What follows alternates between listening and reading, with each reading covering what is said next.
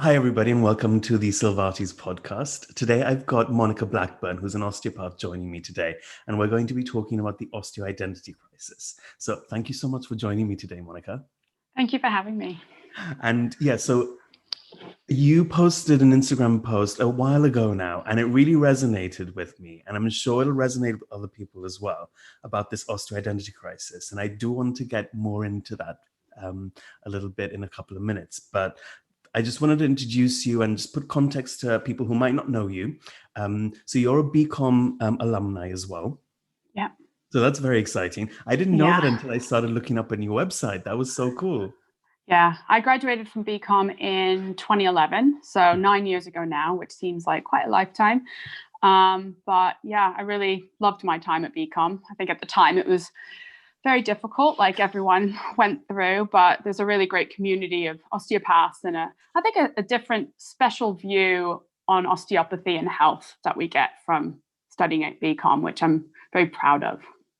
Absolutely. I always feel this sort of sense of connection when someone says they've studied at BCom because you feel like, I know exactly what you've been through.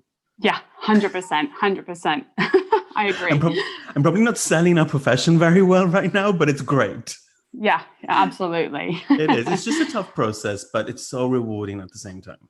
Yeah, I think at the time you don't understand the process and how tough it is. And then as you look back on it, you realize that the process is there and the time of the process is there for a reason. And if it was any shorter or any less tough, I think, we wouldn't be the osteopaths that we are when you come out of there. So I really respect it and love it now. Yeah. And has your practice developed and changed over the years since you graduated? Oh my God, so much. I think it changes daily and weekly. And yeah, I think it's a really interesting thing because you come out of uni, and I definitely felt this, that, I was like, going to be an osteopath. I'm going to cure the world with osteopathy. It's the best thing ever. People are going to come and see me. I'm going to treat them once or twice and they'll never need to see me again. And then you really realize your limitations. You realize how much you still need to learn. You realize maybe the difference between how strong or how sensitive you have to be with treatment, or different presentations of the same conditions, all of that kind of stuff. And there's a constant evolution, even from patient to patient. I think that is just such a journey. Absolutely. And I'm only a year and a half out, and I'm still sort of struggling day to day in terms of like, I don't know what I'm doing today. I still feel like that Oh, sometimes. good. So don't worry. I'm like, 9 years in, I'm still like, I don't know. I know I'm safe. I know, that your treatment's going to be effective, but, we do the best we can in a safe manner, I guess. Absolutely. And you're not just an osteopath, you're actually a tutor as well, because you tutor at Elcom, is that right? Yes, that's right. How did you get into tutoring? So a couple of years ago, that was 3 years ago, I started tutoring. And so I've been qualified for 6 years. And again, it was one of these kind of evolutions of my career, I guess, where I felt like I wanted a bit more. And I also wanted to be connected to the osteopath community a little bit more as well. So straight out of uni, I started working by myself and I started my own clinic, and have been working primarily by myself ever since, which is great in one respect. And, I'm very proud of what I've accomplished, but it also holds you back in other respects where maybe I don't have a daily discourse with osteopaths, don't sit around lunch table talking about presentations. I don't know if other people actually do that, but in my mind, I think of these big practices of people doing that. And I started feeling slightly disconnected from the osteopath community. And I think some of that also comes out of, what we'll talk about later with that identity crisis, where I was aligned a lot more with personal trainers because I was working in a gym, and physios and all these other kind of practitioners, that I wanted to kind of reconnect with more osteopaths. And I also felt like I actually had something that I could teach people now. So I'd been qualified for 6 years. I'd gone through processes. I'd learned my way and thought, this was a good time to impose some of my wisdom however much or little I may have, for other And you have students. lots, just judging from, just even from the Instagram posts, they're so informative, they're so succinct. And I always look forward to your posts. I'm like, oh, Thank okay, you. I'm going to get something out of this. And I always, Oh, I'm not thank going to say you. steal your ideas. I definitely borrow them. I mean, we all borrow from someone, so, but that's Yeah. another really important thing. And obviously I put a lot of time and effort into my Instagram, sometimes more, sometimes less, depending on what else is going on in one's life. It's a big commitment for what you put into Instagram or any social media platform. And quite a few years ago, I was so tired of seeing really rubbish information coming out on there. Or also, I was really tired of people who maybe weren't promoting health or back pain or sports injuries or anything like that in kind of positive ways. And as osteopaths, we're not necessarily the loudest people out there, but we have a really good knowledge and a really good understanding of the human body and injuries and health. And I thought it was really important to start using Instagram for good, I guess, and making sure that what we're putting out there reflects our profession, our knowledge, but also helps people who are in pain and maybe fearful, and putting that knowledge down as opposed to just maybe what you see out of influencers or, the gym posts or stuff like that, Absolutely. And it definitely comes across that, you do put a lot of time into your posts because, and I mean, we've never met in person. And Yeah. the reason why we know each other is through Instagram. And I think Yeah. that's such a powerful tool. Absolutely. And in fact, it was Jilly Woodhouse who came to BCom in my last year to give us a talk. And she was talking about social media. And we were like, well, who are we looking for in social media? And the first name she said was yours. That's So amazing. literally, you had like about 25 people on their phone, literally Instagramming, like finding who MBF Osteopathy is. Oh, that's amazing. So just know that it makes a difference and other people are noticing. Oh, thank you. Thank you. Because other professions, and I mean, I work alongside physios, and a lot of physios are really good at social media.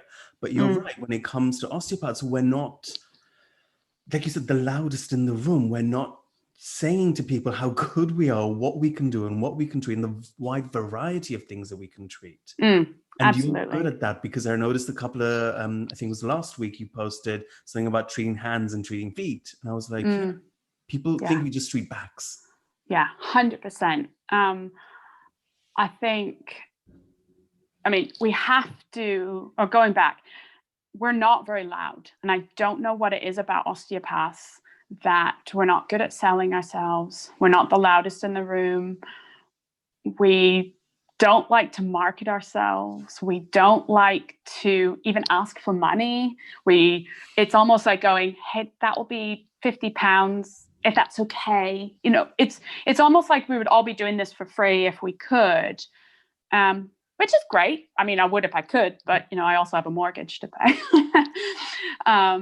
And yeah, I think social media is a really hard place, but it's also a really important place to get our word across. And there's a real problem in our profession of, I don't know if it's a misidentity, if it's bad press, bad PR, but people don't know what we do still. And it's getting better. And in certain places, it's getting better. But I still get people come in, calling me a physio, thanking me for the massage, going, well, you've treated my back, but I'm going to see the physio for my knee and things like that, which, it just hurts you inside and gives you a really heavy feeling when you go, oh, but I can do that too. And you're constantly having to either convince people or, it's not hard to promote yourself because we all love what we do. I don't think I've met a single osteopath who doesn't love the profession. So we want to scream from the rooftops, but at the same time, there's people screaming louder. Yeah. And this is where things like social media, like you said, are so important. Yeah. But also to connect with other people, especially, I mean, the majority of the people that I know on Instagram, I've never met. And it could be potentially, well, patients I've met, but, you know, osteopaths around the world, Pilates instructors, even physios, chiropractors. But it's a great way to connect, to have a conversation and a discourse. And I feel sometimes when I go on in the morning and I have, you know, drinking my coffee and looking at Instagram for half an hour, it's almost like I'm at the office checking in on my colleagues. And these are people I've never met. And it's a really lovely thing. You know, it's not just sitting there on Instagram. It's, you know, it's a bit more of a personal thing. Yeah, and it's connecting with people. And that's the whole point of this whole podcast, is just to be able to connect with other professionals, you know, listeners, whoever, and just disseminate this information. Because often, like you said, we tend to work in our own practices. We don't have that constant daily interaction with other osteopaths. And so the only people we're talking to are patients most of the time. And that's, you know, that can be tough. Absolutely. Absolutely. I mean, yeah. I think we need to get you on TikTok next. I think that's the next step. No, I'm too old for all that. I draw a line. I'm on it, and I tell you, I spend far too much time on it. On TikTok? Yeah, just watching content. It's funny and it's really creative, and that's what I really like about it. But holy moly, like I can spend a good hour and be like, it's 1 a.m., go to sleep. Like, and then wonder why you can't get to sleep. Yeah, exactly. And then I'm awake, and then I go on more TikTok. Anyway, so coming back to something we were talking about earlier, this post that you did about the osteo-identity crisis. Yeah. I mean, like I said before, I definitely resonated with it. And I felt like you hit home in a really good way. And I was like, okay, I'm feeling this way. I bet other people are. And I've had conversations. That's what I love about the post, is it spurred conversations with my friends that I graduated. I'm like, hey, is anyone else out there really struggling with this? And the amazing response I got was yes. Yeah. And so what spurred you to write that post? What was behind that? I mean, in that moment, I can't tell you, but I have moments where I feel a lot more vulnerable and I want to put a lot more out on social media. Maybe it's come from a bad day or a bad week, or you know, maybe it was a particular patient or something that was happening. And what's really interesting is the more vulnerable you are, and you don't have to do this with all your posts because then it gets a bit much as well, but that's where people really connect with you and you know that you're talking to someone else. And I've struggled so much. So like I said earlier, I've been qualified for 9 years. And so there's been so many waves and ups and downs and positives, highs and lows of my career. Mostly positive. But with the identity crisis, it's really difficult because, like I was saying earlier, you get thanked for your physio appointment or the massage you gave people. Over lockdown, there was loads of people, you know, everyone in the fitness industry was going to Zoom and doing Zoom classes, and maybe the physios were doing Zoom consultations, and, you know, everyone was doing all this stuff. And as an osteopath, I found it really difficult. And everyone's asking, are you going to do this? Are you going to do this? Because I didn't feel like I could offer people virtually what we can offer in person. And maybe for physios, it's a bit easier because, and this is not a negative thing, I don't want anything to ever come across as a negative connotation, but their treatment tends to be a lot more exercise-based, rehab-based. And so they're able to go through protocols and things online. But as osteopaths, we might give some exercises and stuff, but primarily our treatment is our hands and hands-on treatment. And so I started feeling quite vulnerable in that sense of saying, well, I can give you exercises. I can, you know, go through, do some Pilates stuff, which is the best, but, you know, I'm not a Pilates instructor. I'm not a physio. I'm not a personal trainer. You know, if you want to lose lots of weight, I can give you some nutritional advice, but maybe you need to work with dietitian, maybe, there's all these other practitioners and therapists that can help people. And it's hard to remember what makes, or maybe it's easy to remember, but we just have to remember what makes us special as osteopaths and why people come to see us as osteopaths. And yeah, I feel like I'm waffling a bit, but no, I feel like I'm in church. It's great. We have a different set of principles. We have a different philosophy. We have a different outlook on the body. None of it's better or worse. It's just different. And we all chose osteopathy for a reason, not to be a chiropractor or a massage therapist or a physio. And I think it's really important to remember all of those things and why people come to see osteopaths. And, we help people and we make them feel better. And I might not take you through a 12-week ACL reconstruction rehab protocol, but if that's what you need, I'll send you to the physio I work with. And how important, exactly, and how important is that to be able to recognize that we do something slightly different to other professionals? And actually, if you need that 12-week program, you're better off maybe going to a physio who's been in those rotations, worked in that setting, in that hospital setting, that knows that protocol and knows what to expect and what to do when things don't go as per the protocol. Absolutely. I've never done that in my training. Me neither. Yeah. I'll give you some quad strengthening stuff with a band that is never going to get you fully better in that sense. Yeah. But I can mobilize and I can do soft tissue and I can acupuncture and I will look at your entire biomechanical chain. And, I guess that's, again, where the magic happens, is where you can either see where our strengths and weaknesses are, because I think it's just as important to know where your weakness is as a therapist and when to refer on to someone. And patients will respect that more than you flogging that, injury out every, week in, week out. So it's just as important to know that as to know what your strengths are and to say, well, you've got headaches. I can manipulate your occiput C1 and your headache will go away like that. Whereas the physio probably won't be able to do that.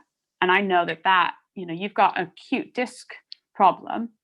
I can treat that far better than maybe the physio would, or some whatever, insert, therapist, practitioner. Here, yeah. And one thing that we don't do is we don't brag about what we can do. And it's not even like a humble brag. It's, I can treat this. Come book an appointment and I'll get you better. But so you were saying earlier about like imposter syndrome. The thing is, it pisses me off so much that any of us feel this, but it's not just osteopaths, it's every person in every career. Imposter syndrome is rife. And I don't know if it's getting worse because of the online world and social media and everyone just talking about how good they are and stuff. But I had a patient recently phone up and say, I've seen an osteopath before and he was very, very good, which is always, alarm bells in the back of your head, because that patient's going to come in with a certain set of ideals and standards that he's going to want met, or she. He's like, oh, do you specialize in necks? I'm like, I mean, yeah, no, I don't know. I mean, I specialize in the whole body, right? So, do you specialize in necks? And I'm already inside having that feeling of going, do I specialize in necks? I mean, no, not really. So am I the right practitioner for this person? But he's dictating to me what he wants in that sense, or his ideal of what we want. And so that feeds in going, oh, does he need a neck specialist? And you're like, no, of course I specialize in necks and shoulders and feet and hips and jaws and everything. And he subsequently came in and had treatment and felt great. So, but I think it just feeds into that imposter syndrome of saying, oh my God, am I good enough?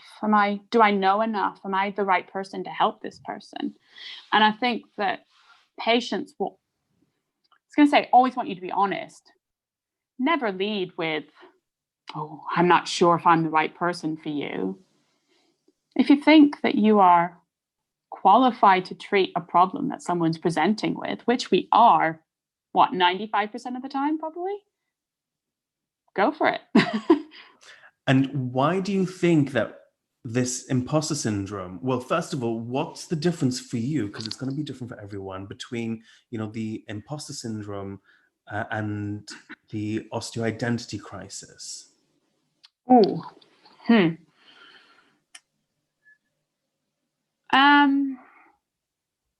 I think they're very similar. I think the imposter syndrome is probably more rooted in what we think we don't know, or maybe expectations of patients or something like that. And so I think it's a lot more of a personal thing and within that kind of realm. Whereas I think the identity crisis lies more within the professional realm and how we measure ourselves up against other professionals. And, like I said, that could be physios, chiropractors, massage therapists, Pilates instructors, fitness instructors, GPs even, So I think it lies more in that realm, and having the confidence in our training, our knowledge, and also the respect we have or don't have within the kind of medical community. And one thing that you talked about earlier was that we are manual therapists. We use our hands, we treat with our hands. And that's something that I definitely struggled in because I work in the NHS. And, in the beginning, everyone was like, oh, you do a lot of manual therapy. I'm like, but I don't know anything different. Not that I don't know anything other, but that's what I do. That's what I'm trained in. Yes, I can do some exercise prescription, but this is what I'm good at. Yeah. And that definitely made me question, am I in the right place? Is my training good enough? I went through, and I probably still where I question every diagnosis. I'm like, well, is it this? Or is it facet? Is it more of a muscle hypertonicity issue? Am I looking at the right stuff? And it does come down to just trust the training. Trust your training, because wherever you study, it's going to be good. Yeah, definitely. And so does that influence how you teach now? So, yeah. So, like I said earlier, I started teaching after being qualified for 6 years. And I was, like I said, I was in a bit of a transition anyways with my career and maybe my work schedule, because I was moving premises. And so I had a bit of extra time and that kind of stuff as well. So I felt like I had something that I could teach, or that I had something to say now, or some experience to kind of give. And so I teach at the London College of Osteopathic Medicine, which is in Marylebone in central London. And it's a really, really unique college because it is a shortened course to teach medically trained individuals, primarily GPs or other kind of orthopedic specialists, something like that. And it's an 18-month course to teach them to be an osteopath. So we have a lot of practitioners there, or students, I should say, who maybe have been a GP for 20 years or worked in the NHS system, who have felt their limitations as medical practitioners or within the NHS, who are looking for something different. And what most of the students, practitioners end up doing is merging the two together. So they might still work in general practice, but now they have manual therapy skills to be able to treat the disc problem or the facet problem in their private practice, in their general practice, which is quite a special thing. And I've been there a few years working with different GPs and students there. And over the years, I'm realizing how special it is to be able to have those manual therapy skills. And as osteopaths that trained at BCom or BSO or any of the other full-time courses, maybe we take that for granted now, that, oh yeah, I can click your neck and yeah, that's just simple, and just rub that muscle out and rebalance things. But for people who don't have any exposure to that or haven't had any training in that, it's huge. It's huge. So again, it can help us as osteopaths go, we have a really valid, really important role in helping manage people's not only musculoskeletal health, but overall health as well. Because we give patients, that's the word I'm looking for, we give patients time, we talk about all aspects of their health. Half the time I'm more of a counselor or a therapist than I am anything else, which I'm sure you can relate to. We talk about sleep, nutrition, we give them exercise, they give people just time to either be quiet or to talk.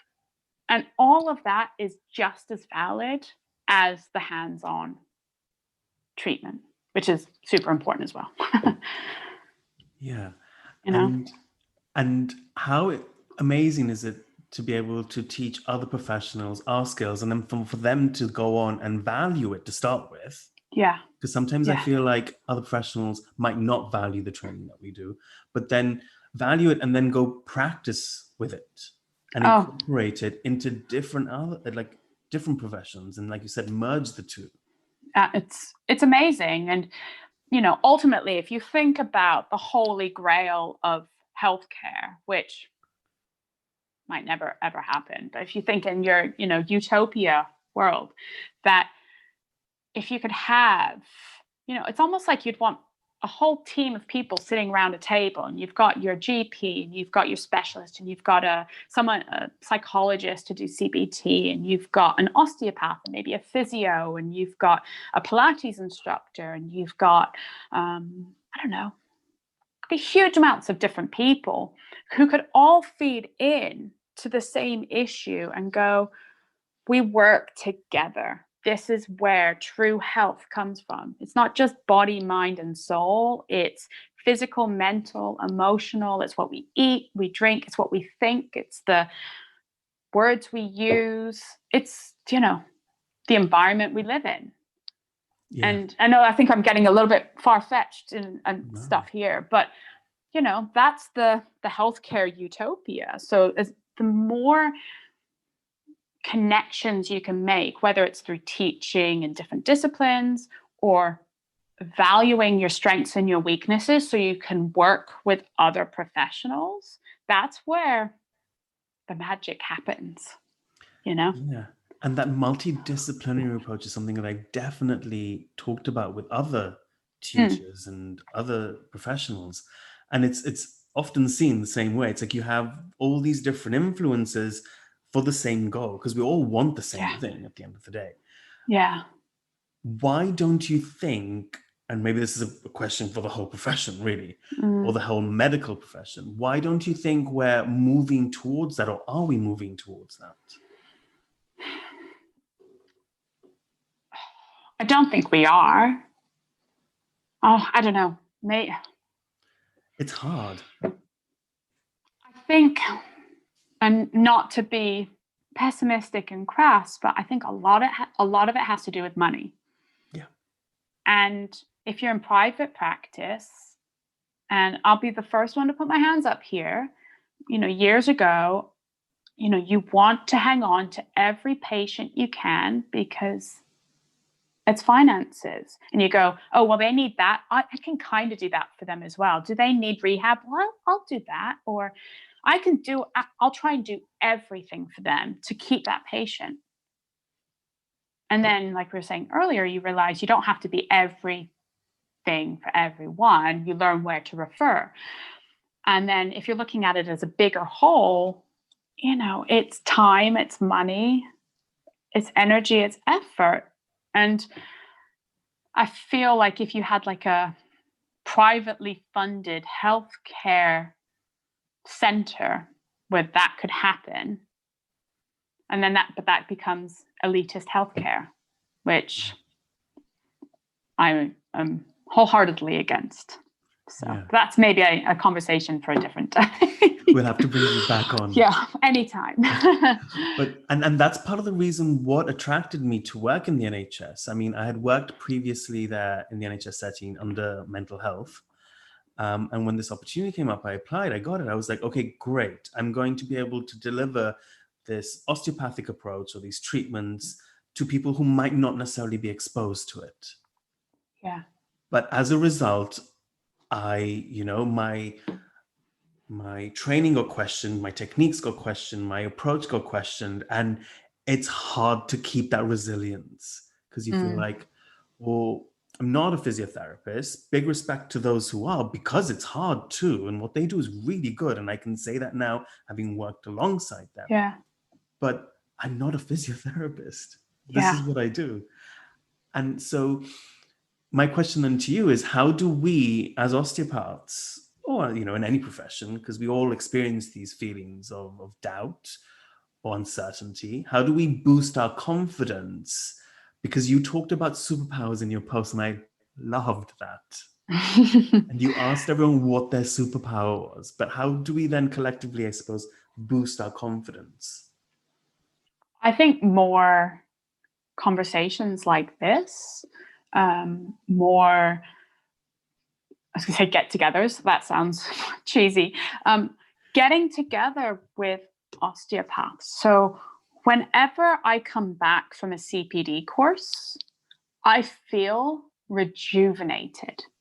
And obviously I haven't been on one for a while because of this year. But so going back, I used to do a lot of CPD courses that were primarily mobility-based stuff, because that's where my passion and my love in health and the body lies. But then in that comes lots of sports people and massage therapists and physios and everything, which is great because you meet lots of people from different professions. And then I realized I needed to be around osteopaths. And sometimes you have to reconnect with the profession and osteopaths and osteopathy and, all of that, to remember what makes us special, and that we're all feeling the same things and we go through the same stuff, but we also look at the body in a different way. And in saying all of this, I don't have a local osteopathic group that I go to, and maybe should either find one or start one. But, seek out your local osteopathic group, start one if there isn't one, create local Facebook groups, things like that, because, it's great being connected to people all over the world through social media in that way, but at the same time, or all over the country, but it's really nice to be super connected to people that are local to you. And I think more conversations and going to your CPD courses and all of that kind of stuff is, where we recharge our superpowers, I guess. Yeah, absolutely. And so what would you say your superpower is then? And I'm putting you on the spot. I know you are. I'm really, really good at manipulations. So, if I do say so myself.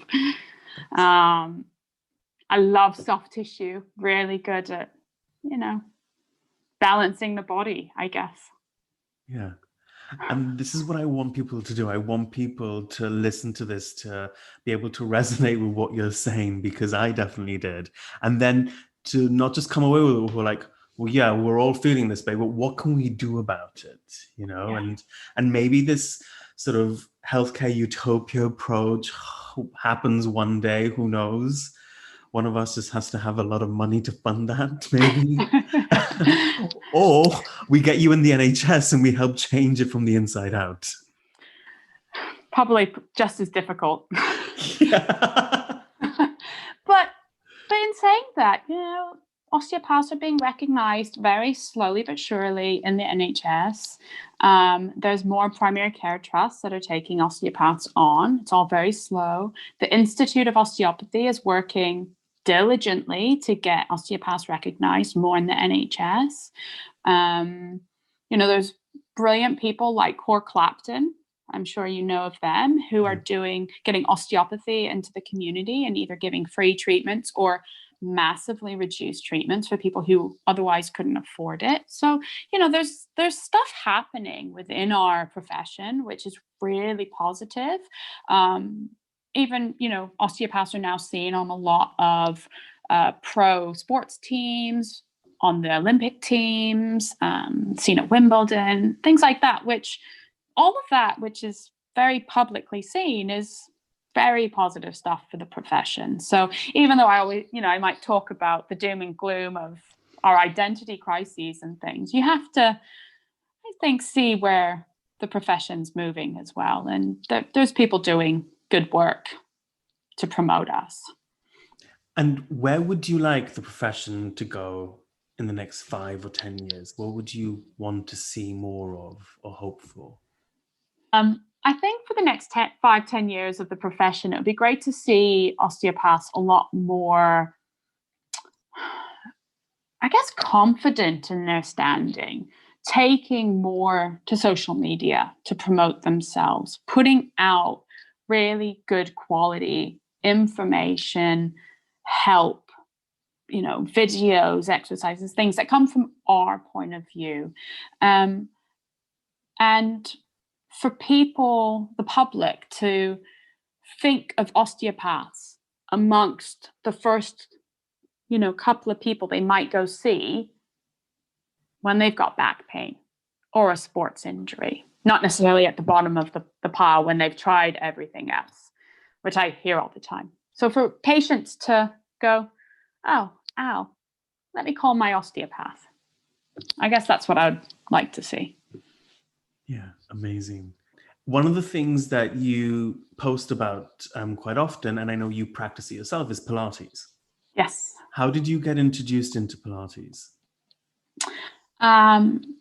So initially, I got kind of told about Pilates and stuff, probably when I was studying at BCom.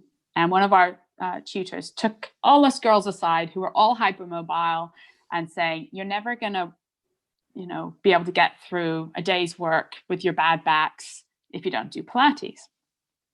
None of us listened. None of us did it, which I wish I had. But I suffered really badly with a bad back, possibly a spondylolisthesis, but being a good practitioner, I've never actually had any scans. But quite severe back problems, sciatica and such, for a long time. And I finally got into Pilates about 2012-ish to start kind of trying to strengthen my low back. And I did some, not probably enough. And then it was about 4 or 5 years ago, my back problems turned into a knee problem because of the kinetic chains. And enough was enough. And I just couldn't put up with the pain anymore. So I stopped doing everything that hurt me, which I loved doing, but it hurt me. And I did nothing but Pilates for about 1.5 years. And I was doing it 4 times a week for about 1.5 years. And I finally stopped having pain and was able to start doing the things that previously I'd wanted to do. So, it changed my life. That's amazing. And obviously I'm slightly biased because I'm a Pilates instructor as well. And we have a mutual connection as well. Yeah. But what I really appreciated was that you were talking about things that you've tried yourself. And so often what I find is that other practitioners, osteopaths, physios, were like, oh yeah, you should go try Pilates, or you should try this type of class in the gym. And I'm like, well, have you tried it? And they were like, no. Like, I'm sure it's good for you. I'm like, but how do you know it's good then if you've not tried it yourself?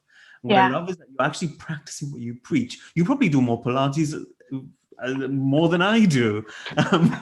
Not currently, but I'd love to be able to go to a class 4 times a week, but that's amazing. But and how important is it for you to advocate to your patients then about things that you've done and you've seen the benefit from? I think it's everything. So it's not only about the empathy that you can have for patients. So if you've had, I'm not saying you have to have had back pain or an injury to be a good practitioner, but if you can empathize with your patients and what they're going through because of their injuries and whatnot, then, they're going to respect you and trust you more. And if you can give them honest, honesty about your own conditions, your own problems, what you've done to help yourself, then they're just going to listen to you more. And I don't know, not a skinny mini. I'm never going to have a six pack. I'm not going to be the person who's going to be down at the gym 6 days a week and never eating a slice of bread anymore because, it's not me. But I can talk to you about Pilates. I can tell you about how much it will change your life, how it will strengthen your back, and you won't be in pain. It might take time, but Yeah. And that's so important because I think in today's world, everyone's looking for that quick fix, for that instant. I am. I mean, no, me too. Like I've currently got a broken foot and I'm like, well, how long is this going to take? Come on, let's go. I've got patients to treat. I want to go back to running. I want to do all these things and I can't do that. Like, let's go. Yeah. But it's advocating that it will take time. Yeah. And not just with Pilates, but even sometimes with our treatment, it's not you're going to feel instantly resolved in one session. It might take a couple of sessions. It might take referring you to somebody else or doing this exercise and or looking at your sleep, looking at your emotional, like you talked about, sort of like you tend to talk to people about their feelings in their sessions as well. Definitely. And so I feel like it's advocating this whole sort of just take time for yourself and not in a self-care kind of way. Because I think in a way that hashtag has been overused to death. Oh, it's been flogged to death. Mindfulness and wellness and stuff is just, it's cliche now. It's, again, it's a whole other conversation, but. Yeah, and it loses its meaning. Not to say it's not important, it just loses its value and meaning when it's used in ways that it wasn't meant to. Definitely. Having a mimosa on a Sunday brunch is not self-care. I mean, it sounds good though. Yeah. Yeah. You can tell the kind of content I'm looking at on Instagram and TikTok. Yeah, but I get patients a lot who will, maybe not a lot, but I was going to say, who might have one session and they go, well, I'm not really better, so I'm going to go somewhere else. You're like, all right. Or depending on your mood, you might try to convince them otherwise. And sometimes you might go, well, they've already made their mind up. So, but, you have to kind of explain to people that if it took a while for your body to get to this place, it's never going to unravel overnight. And you need to kind of be patient and be kind with yourself and, be on the journey together, I guess. Yeah. And that's what I definitely get from you is this approachability to then explain, this is a journey, this is this whole process. And I definitely, especially from speaking to you and when we've been messaging, feel supported. And if I get that, nice. I can imagine your patients are going to get that as well. Oh, thank you. That means a lot to me. Yeah, definitely. So I just want to thank you so much for your time today. And thank you for bringing up this topic that we all are feeling and we don't talk enough about. And just being able to spur this conversation on. Yeah, definitely. Definitely. And keep it going because, it's not all sour either. It's almost like I want us to sing from the rooftops about how amazing we are. Because if you ever forget about how amazing an osteopath or osteopathy is, book yourself in for a treatment. And maybe that's what osteopaths need to do more often, is get yourself a treatment from someone, because then you walk out of there going, oh my God, that was so amazing. That wasn't just a massage. That wasn't just clicking. That wasn't just anything, So sing from the rooftops and let the world know how amazing we are. We shouldn't be afraid of singing our own praises. Yeah, definitely. So Monica, where can people find your clinics? Where can they find you online? So I've got 2 clinics. One is in central London on Warren Street, and the other one is in Hoddesdon in Hertfordshire.